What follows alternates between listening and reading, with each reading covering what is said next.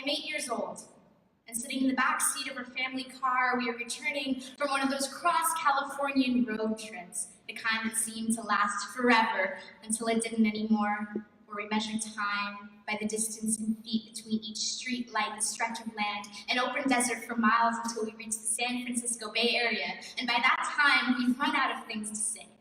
We don't make it back home in time to Mountain House, California, a small town in San Joaquin County off of Interstate 205. We don't make it back in time because we're stuck on the freeway for 4 hours in the middle of summer, thirst, and sweat. We see smoke in the distance, but it's close enough that we're all surrounded and coughing, and minutes later, I'm struggling to breathe. I'm too young to understand the weight of the word wildfire, but old enough to know that the flames were close enough to swallow us whole now. I'm in the living room with my family, and we are watching the news in complete silence. This is how we swallow the reality that last year was the most destructive year for wildfires in the state that I was raised in, where our family home sits abandoned and empty for us. We watched forced evacuations and frozen highways. I think of palm trees and beaches, and where I first learned to play baseball in Central Park and now open fields of ashes. I think of the irony of the word beautiful, how beautiful seems to be synonymous with temporary.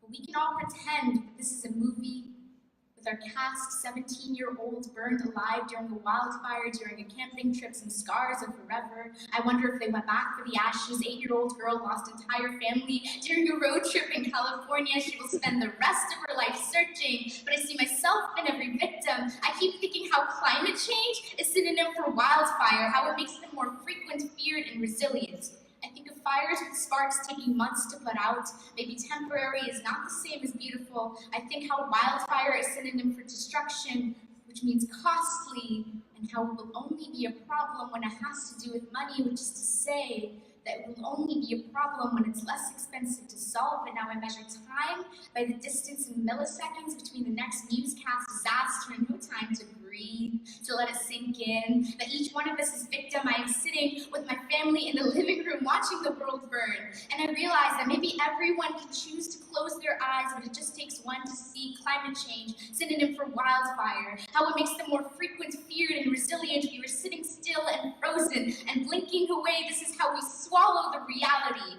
in complete silence, like a family road trip